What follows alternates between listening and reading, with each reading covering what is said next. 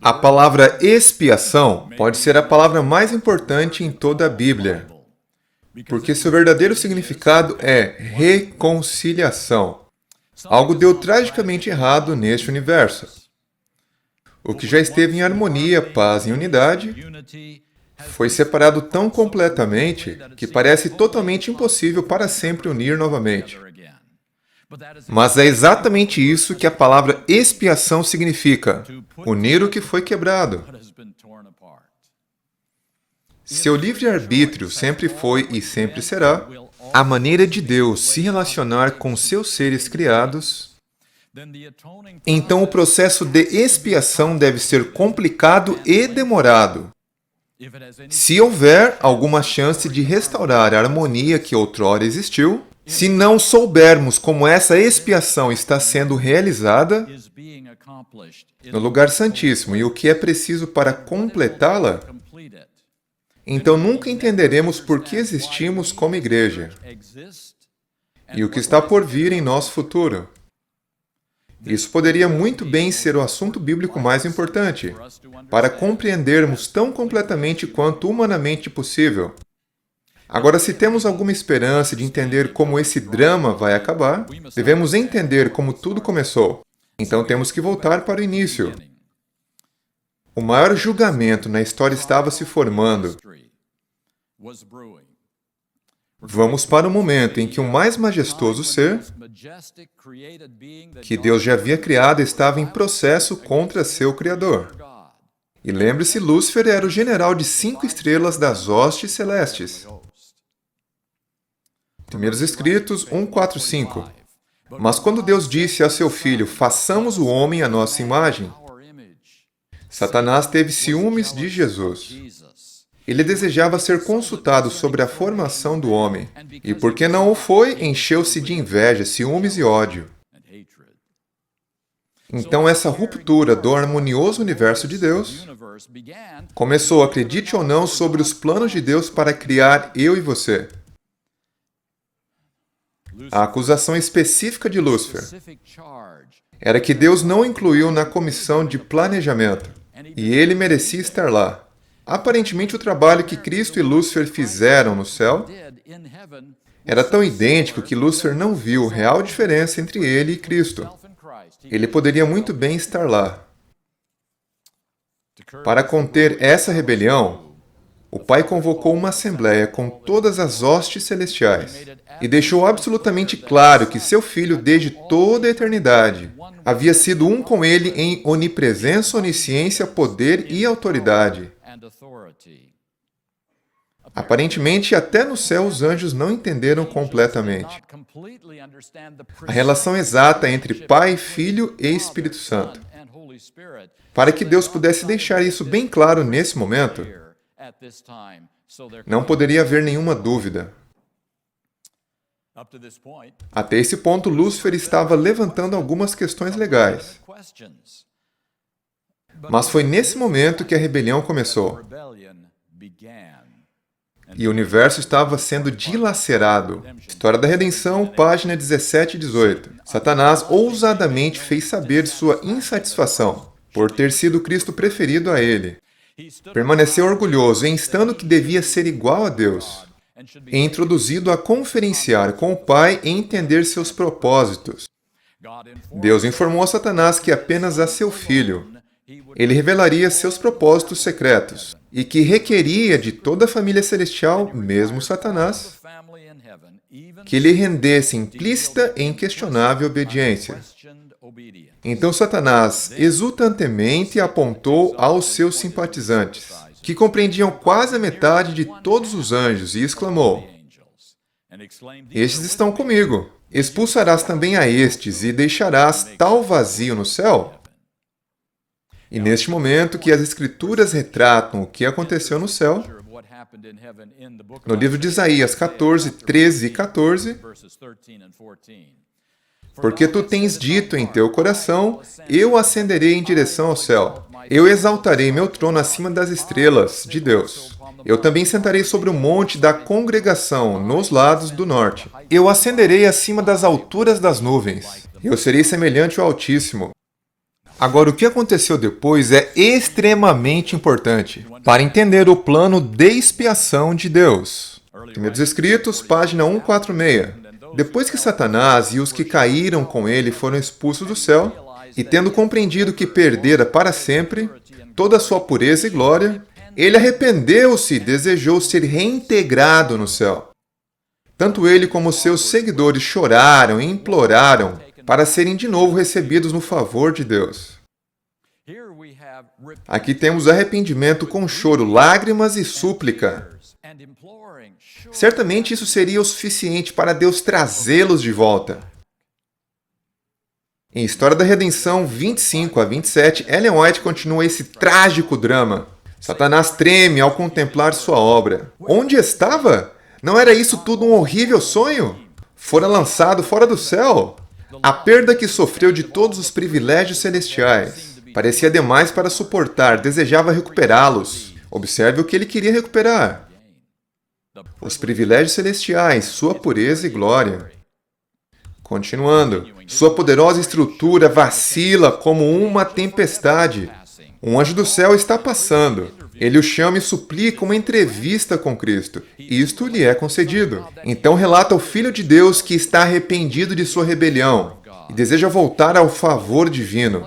Está disposto a tomar o lugar que previamente Deus lhe designara. Cristo chorou. Cristo chorou ante o infortúnio de Satanás, mas diz-lhe, com o pensamento de Deus, que as sementes da rebelião ainda estavam nele. A última parte de História da Redenção, 25 a 27, quando Satanás se tornou plenamente convencido de que não havia possibilidade de ser reintegrado no favor de Deus, manifestou sua maldade com aumentado ódio e feroz veemência.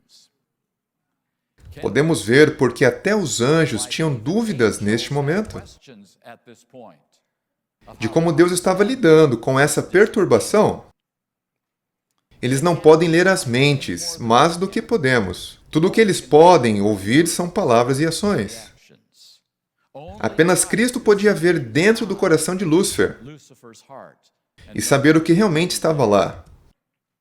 E observe que existe uma enorme diferença entre arrependimento externo, mesmo com lágrimas, e arrependimento genuíno do coração de entrega. Se Deus quiser restaurar a expiação do universo, então Ele deve pôr em ação um plano de longo alcance para responder todas as acusações legais de Satanás contra o governo de Deus.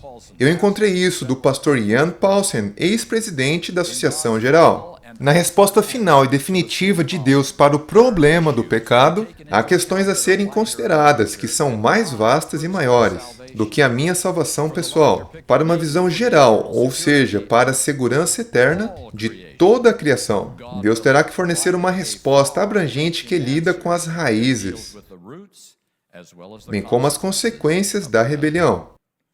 Então, meus amigos, há algo muito mais importante do que a sua e a minha salvação acontecendo aqui. Mesmo a salvação de todos os que serão salvos por toda a eternidade. Há algo mais importante do que isso. E isso é encontrado em Romanos 3:4. Como está escrito, para que sejas justificado em tuas palavras e venças quando fores julgado.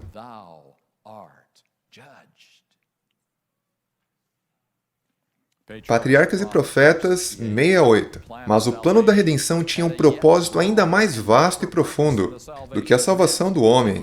Não foi para isso apenas que Cristo veio à Terra. Não foi simplesmente para que os habitantes deste pequeno mundo pudessem considerar a lei de Deus como devia ela ser considerada, mas foi para reivindicar o caráter de Deus perante o universo. Agora, uma das acusações de Satanás era muito válida e exige ainda hoje uma resposta clara. Nós a encontramos em Testemunhos, volume 5, página 474. O povo de Deus tem sido em muitos aspectos muito faltoso. Satanás possui um exato conhecimento dos pecados que ele os tentou a cometerem e apresenta esses pecados como exageradamente graves, declarando: há de Deus banir-me e aos meus anjos de sua presença? E, contudo, recompensar os que são culpados dos mesmos pecados? Não podes, ó Senhor, isso fazer com justiça. Teu trono não se achará baseado em justiça e juízo. Em Profetas e Reis, página 588, ele pronuncia-os como tão dignos quanto ele mesmo, de exclusão do favor de Deus. São estes, ele diz, o povo que deve tomar o meu lugar no céu? Em outras palavras, a justiça exige que, se eu sou excluído do céu, então todos os pecadores também devem ser excluídos. Mas se o Senhor pode perdoá-los pelas mesmas coisas que eu fiz, então o Senhor tem que me levar de volta também. Uma acusação muito justa contra o plano de Deus. Como ela pode ser respondida? Qual é a solução? Se Deus vai reivindicar seu plano de reconciliação, ele tem que resolver este problema de justiça versus misericórdia. Nós encontramos no Salmo 85:10. A misericórdia e a verdade se encontraram juntas. A justiça e a paz se beijaram. Então Deus toma a iniciativa nesta guerra toda. Nós a encontramos em Gênesis 3:15. E eu colocarei inimizade entre ti e a mulher, entre a tua semente e a sua semente. Ela ferirá a tua cabeça, e tu lhe ferirás o calcanhar. Esta foi a primeira promessa de reconciliação. Nosso primeiro registro bíblico. Nas tentativas de Satanás de destronar Deus, seus próprios esforços o destruiu. É isso que essa promessa está dizendo. O contra-ataque de Deus é visto mais claramente em Filipenses 2:6-8. Que, sendo em forma de Deus, não teve por usurpação ser igual a Deus, mas fez-se sem reputação, tomando sobre si a forma de um servo, fazendo-se semelhante aos homens, e achado na forma de homem, humilhou-se a si mesmo, sendo obediente até a morte de cruz.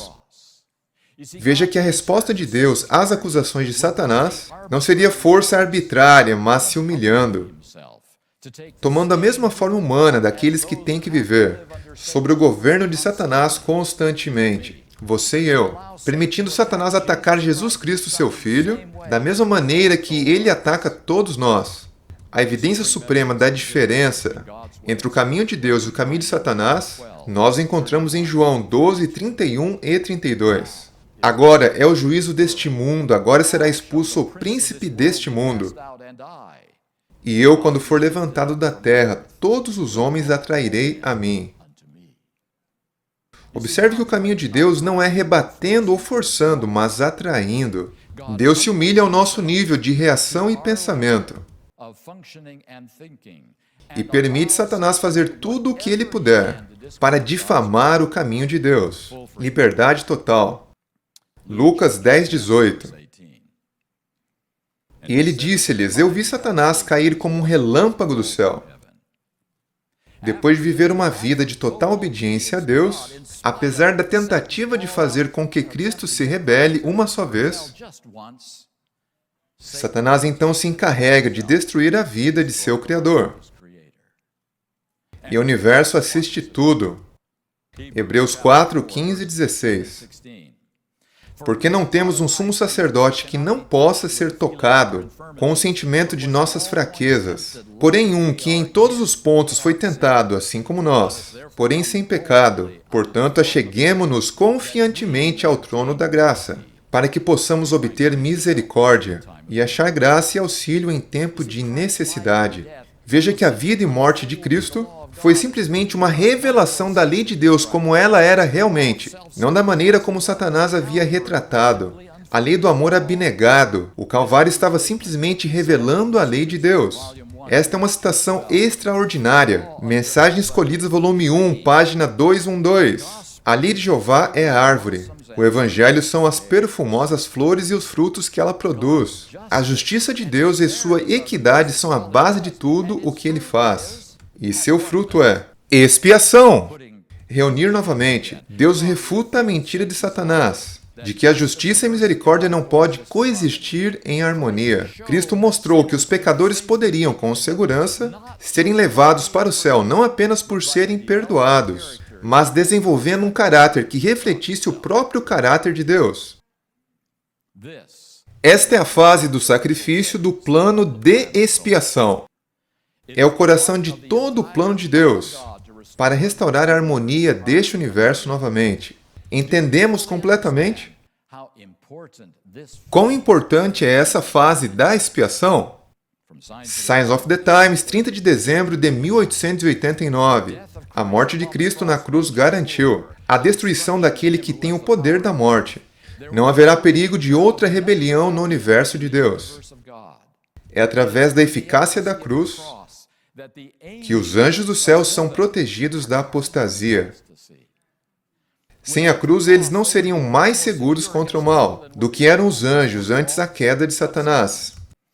A perfeição angélica falhou no céu.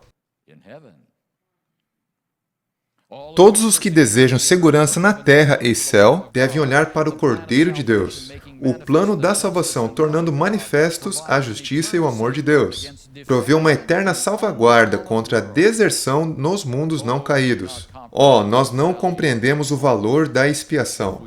Se o fizéssemos, falaríamos mais acerca dela. Mas agora, se Deus garantiu a destruição de Satanás e do pecado, pelo sacrifício de Cristo, por que Ele não acabou todo o processo naquele momento? Por que Ele não acabou com a agonia do pecado neste planeta? Por que Ele permitiu que o governo de Satanás continuasse por mais 2000 anos? O Desejado de Todas as Nações, página 761. Todavia, Satanás não foi então destruído. Os anjos não perceberam nem mesmo aí tudo quanto se achava envolvido no grande conflito. Os princípios em jogo deviam ser mais plenamente revelados, e por amor do homem devia continuar a existência de Satanás. O homem, bem como os anjos, devia ver o contraste entre o príncipe da luz e o das trevas. Cumpria-lhes escolher a quem servir. Se há uma coisa que precisamos nos lembrar continuamente é que o caminho de Deus nunca é aleatório. Ele não faz as coisas por acaso, Ele nunca pega de surpresa. Se houve 2000 anos de atraso, deve haver uma boa razão para isso. Ele não está simplesmente olhando para o relógio. Tem de ser parte de seu plano restaurar este universo e garantir que o pecado nunca mais se levantará outra vez, por toda a eternidade. Veja que na cruz, nem todas as acusações de Satanás foram totalmente refutadas. Nem tudo foi respondido. Os anjos tinham algumas dúvidas. O ser humano certamente não entendeu claramente a diferença entre a misericórdia de Cristo e os caminhos de Satanás. Mais evidências tiveram que ser implementadas. Então vamos para o próximo passo no plano da expiação. Vamos para Hebreus 4:14. Sabendo que temos um grande sumo sacerdote que adentrou os céus, Jesus, o Filho de Deus, retenhamos firmemente a nossa fé. Hebreus 6:20. Onde o precursor entrou por nós, o próprio Jesus, feito sumo sacerdote para sempre, segundo a ordem de Melquisedeque. Hebreus 8:6. Mas agora ele alcançou um ministério mais excelente, quanto também é o mediador de um melhor pacto, que foi estabelecido sobre melhores promessas. Hebreus 7:25. Portanto, ele também é capaz de salvar perfeitamente os que vêm a Deus por ele, pois vive sempre para interceder por eles. Então Jesus começa o próximo passo no plano de expiação. Como nosso sumo sacerdote, ele agora é capaz de perdoar legalmente os pecados do povo que deseja ter outra chance. Ele pode responder seus pedidos e dar-lhes esta segunda chance. Ele está aplicando os benefícios de seu sacrifício expiatório no Calvário. Mas ainda há uma acusação persistente de Satanás contra o plano de expiação de Deus. Uma acusação que surge em cada nova geração nascida no planeta Terra. Mensagens Escolhidas, volume 3, 136. Satanás, o anjo caído, declarara que nenhum homem podia guardar a lei de Deus depois da desobediência de Adão. Ele alegava que toda a raça humana estava sob seu domínio. Signs of the Times, 16 de janeiro de 1896. Satanás declarou que era impossível aos filhos e filhas de Adão guardarem a lei de Deus e, por isso, acusou Deus de falta de sabedoria e amor. Se não pudessem guardar a lei, então a falha estaria no legislador.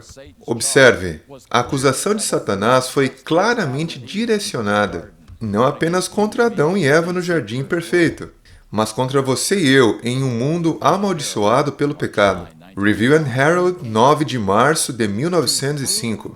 Ele veio a este mundo para provar ao universo que neste mundo de pecado, os seres humanos podem viver uma vida que Deus aprova. Satanás declarou que seres humanos não poderiam viver sem pecado.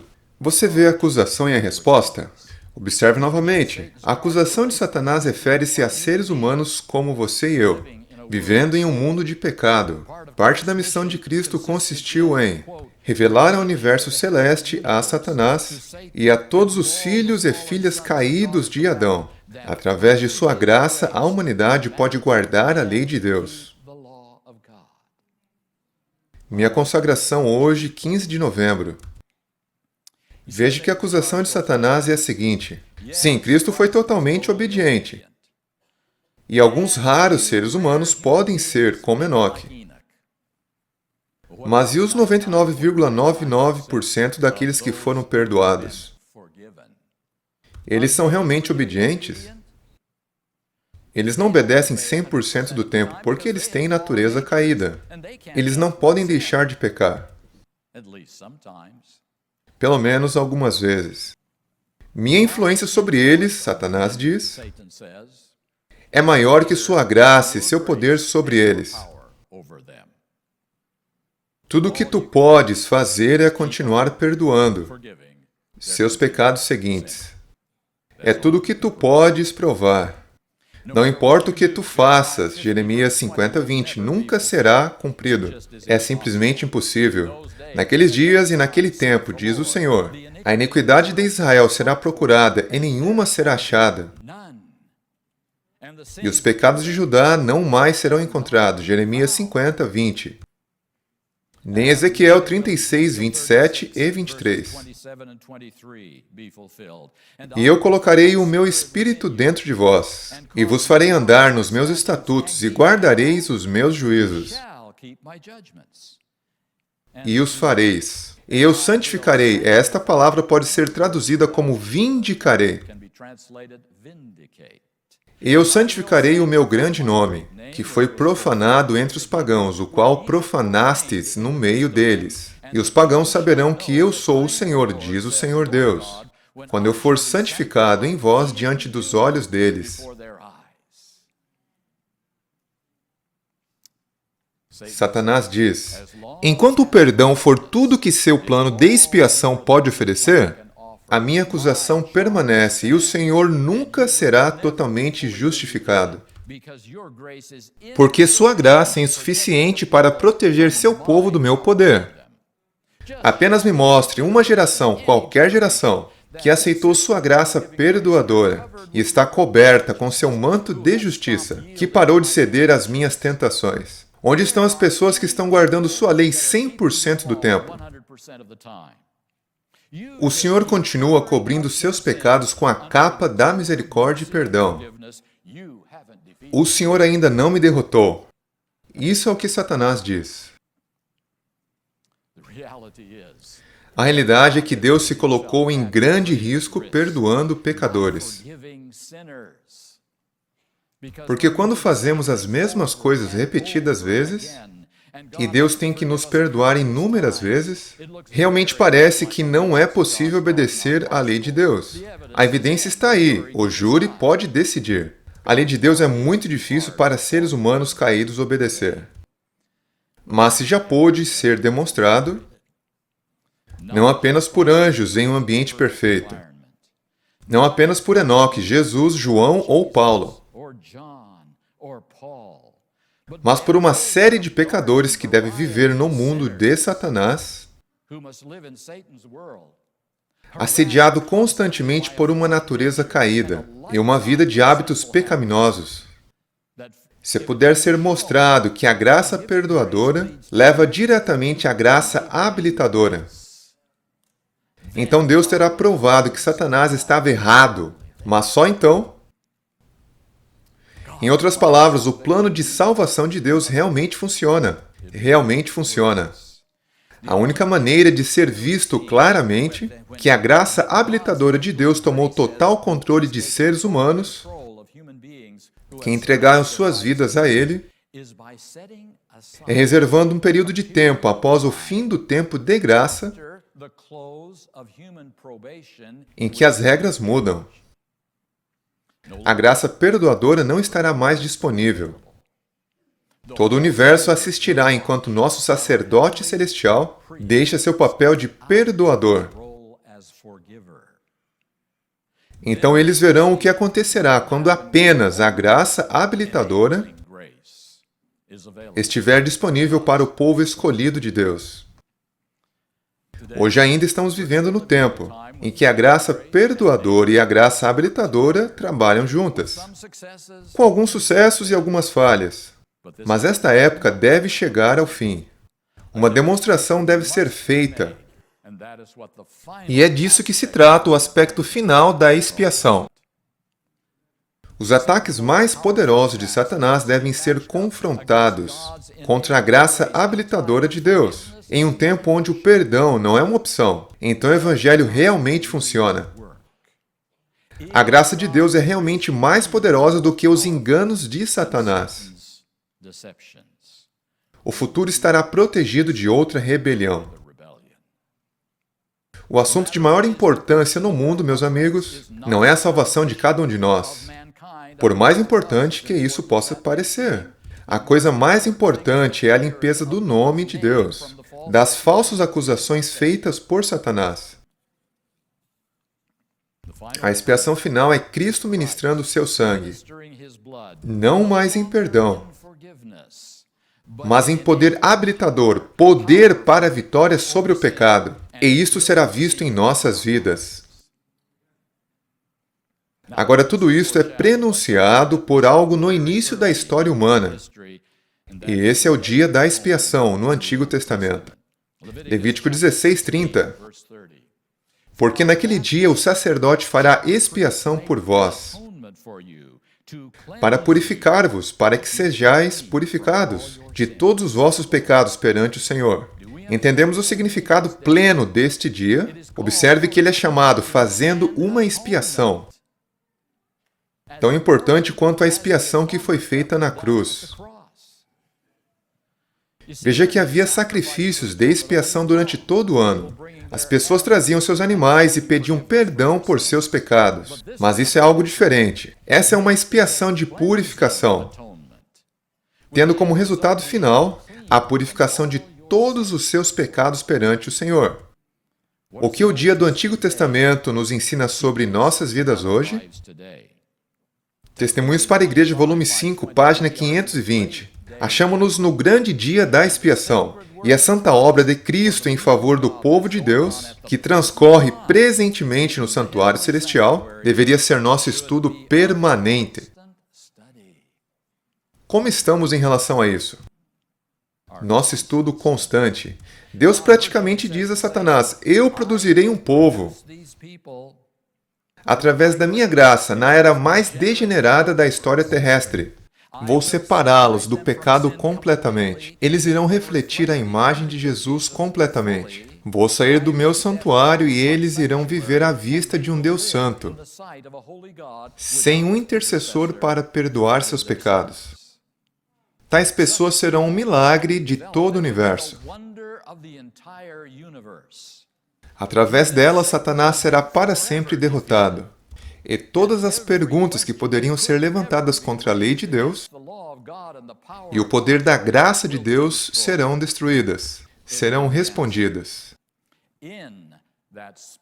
Nesse grupo especial que a Bíblia chama de 144 mil. Levíticos 16, 20 e 21. E quando ele acabar de reconciliar o santo lugar, e o tabernáculo da congregação e o altar, então ele trará o bode vivo, e Arão colocará ambas as mãos sobre a cabeça do bode vivo, e confessará sobre ele todas as iniquidades dos filhos de Israel, e todas as suas transgressões em todos os seus pecados, e os colocará sobre a cabeça do bode e o enviará, pela mão de um homem apto para o deserto. Veja, depois da purificação e da conclusão dessa obra, no dia da expiação, o sumo sacerdote entra no santuário. Ele pega os pecados, os põe sobre a cabeça do bode emissário. E em seguida, um homem designado, alguém que é capaz e está preparado, levará esse bode emissário até o deserto. É muito improvável que este homem designado representa Cristo. Cristo é o sumo sacerdote. Cristo é o sacrifício. O bode vivo representa Cristo que é sacrificado. O sumo sacerdote completou sua purificação. E agora, depois disso, um homem designado é escolhido dentre a congregação para fazer uma coisa: remover o bode emissário para sempre do acampamento de Israel e todos os seus pecados que ele carrega. Isso não tem nada a ver com a expiação para perdão ou graça.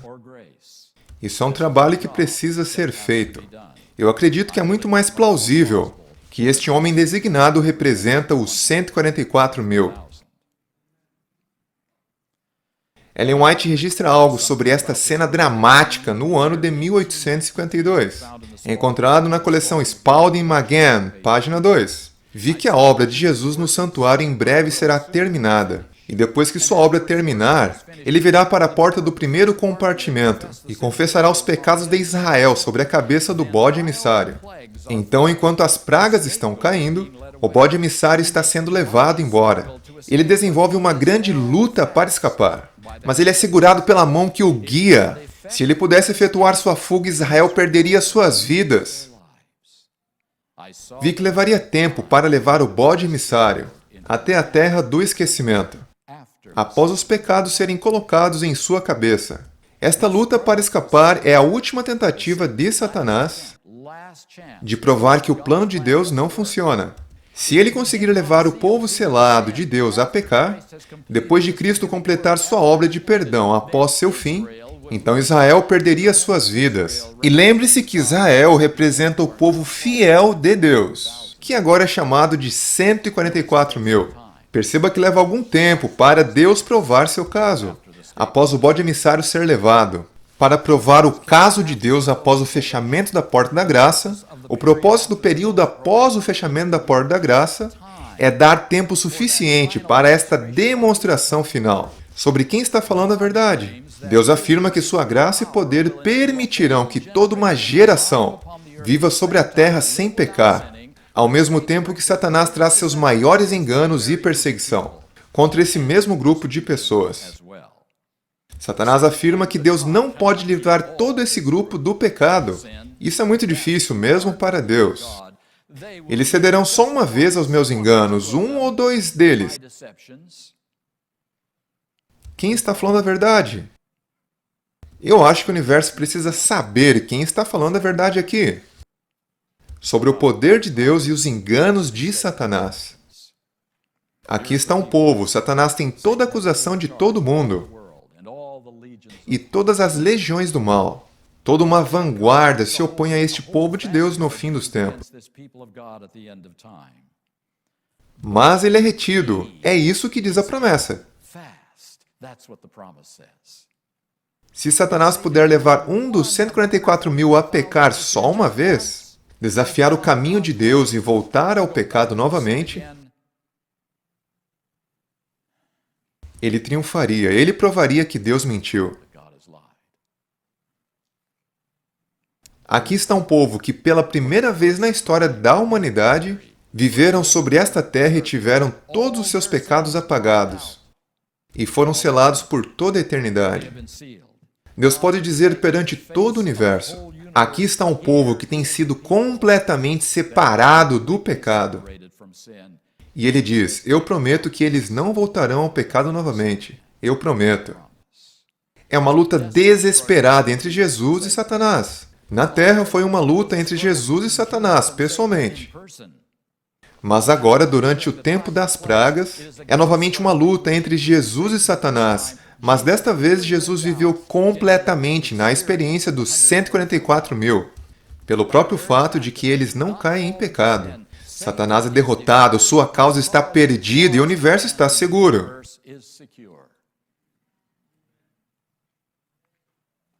Através da Bíblia, Deus torna muito claro que a defesa de seu nome é a coisa mais importante em toda essa história da Terra. E é exatamente isso que João está nos dizendo em Apocalipse 7. É dito que Jesus não retornará, até que Deus tenha um povo que faz da defesa de seu nome a coisa mais importante no universo. Apocalipse 7, 1 a 3. E depois dessas coisas eu vi 4 anjos em pé, nos 4 cantos da terra, retendo os 4 ventos da terra, para que o vento não soprasse sobre a terra, nem sobre o mar, nem sobre árvore alguma. E eu vi outro anjo subindo do leste, tendo o selo do Deus vivo.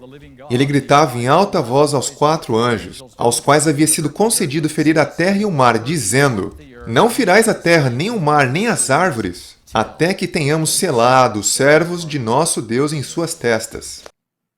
Por que Deus está segurando os ventos da destruição? Por que o povo de Deus não está preparado?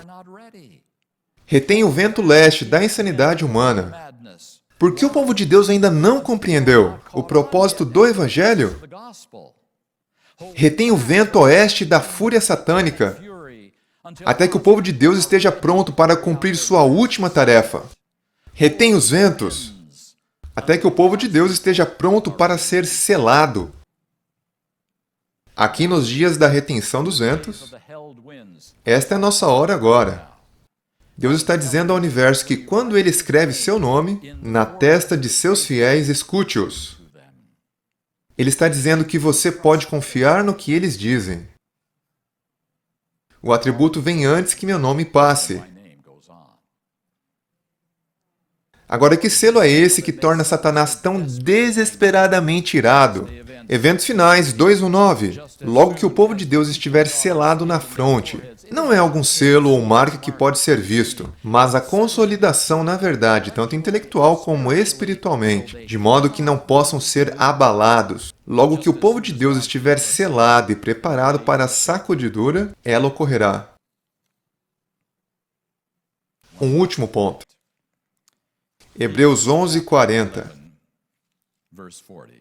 Falando de todos os heróis que já morreram e estão em seus túmulos hoje. É dito, tendo Deus preparado alguma coisa melhor para nós, para que eles sem nós não fossem ser aperfeiçoados. Este é um capítulo que lista os heróis da fé em toda a história terrena e diz que eles não receberão a imortalidade até que algo trágico aconteça, na geração que estará viva na segunda vinda de Jesus Cristo. Em outras palavras, não pode haver ressurreição dos justos mortos até que haja uma demonstração através dos 144.000. A obra não pode ser finalizada até que isso aconteça. E esta obra, meus amigos, é acabar com o pecado em nossas vidas. Durante os últimos 30 anos, temos ouvido muito sobre a obra de Cristo no lugar santo e no lugar santíssimo desde 1844. Temos revisado a evidência profética, sobre a qual nossa doutrina foi fundada e a considerávamos sólida. Mas tem havido um silêncio ensurdecedor sobre a obra de purificação em nossos corações, que corresponde à obra de purificação no santuário celestial. O santuário celestial não pode ser purificado do pecado, até que nossos corações sejam purificados do pecado. A grande purificação no santuário celestial de Deus não pode ser concluída até que a obra de expiação final seja concluída no seu e no meu coração. É somente quando a expiação final mostrar que Deus pode parar a corrente de pecados de nossos corações, que Deus pode remover justamente nosso registro de pecados do santuário celestial. A purificação dos pecados na minha vida será seguida pela purificação dos pecados no santuário celestial. Somente desta maneira pode as acusações de Satanás serem efetivamente refutadas. Ellen White coloca isso de maneira muito sucinta em Maranata 2:49. Deve haver uma purificação da alma aqui na terra, em harmonia com a purificação de Cristo do santuário no céu. Então, essa é a nossa hora. E este é o momento para nos certificarmos de que o pecado está sendo purificado de nossas vidas, porque nosso grande sumo sacerdote ainda está no céu, perdoando pecados. E Ele está purificando corações. E este é o momento para não jogarmos fora essa oportunidade, para mostrar como o governo de Deus realmente funciona, e que ele está sendo verdadeiramente reivindicado. O dia da expiação e a expiação final em que estamos vivendo é a razão de nossa existência como adventistas do sétimo dia. O nome de Deus está em risco até que Ele possa demonstrar que sua graça produzirá um povo que o amará completamente o tempo todo. Eles simplesmente o amam porque Ele os amou primeiro. E eles provarão de uma vez por todas que o amor sempre produz obediência. E pela primeira vez, esse amor e obediência estarão continuamente juntos. Satanás está lutando fortemente para remover esse conceito da mente de todos os adventistas do sétimo dia hoje. Porque se ele puder destruir esse conceito de nossas mentes, essa compreensão do que tem que acontecer, antes que o grande conflito possa chegar ao fim, ele pode anular o chamado de Deus para esse povo 150 anos atrás. E ele pode atrasar a vinda de Cristo muito mais. Ele está trabalhando fortemente nisso nesse momento. Vocês irão desafiar Satanás, meus amigos? Você fará a expiação final, o foco do seu estudo e do seu dia a dia? O centro de tudo que você faz daqui até aquele dia glorioso, quando Jesus voltar? Eu vou concluir esse estudo com o pensamento de quem Deus chamou para ajudá-lo a completar esta obra 120 anos atrás. Seu nome era A.T. Jones. O encerramento do mistério de Deus é o fim da obra do Evangelho. Tirar todo o vestígio de pecado e trazer justiça eterna.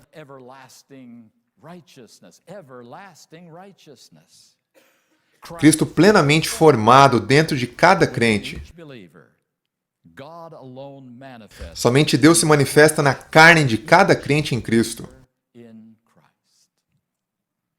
Somente desta maneira pode Gênesis 3,15 ser plenamente cumprido. A semente escolhida ferirá a cabeça da serpente completamente. O plano de expiação será completado. O povo de Deus estará completamente em harmonia com Ele, pelo resto da eternidade. Você vê, todas as fases do processo de expiação é vital. Do sacrifício do primeiro cordeiro no jardim, a vida, a morte e a ressurreição de Jesus Cristo, ao desenvolvimento do homem designado, durante o fechamento da porta da graça. E eu só tenho uma coisa a rogar. Ó Senhor Jesus, que seja em breve.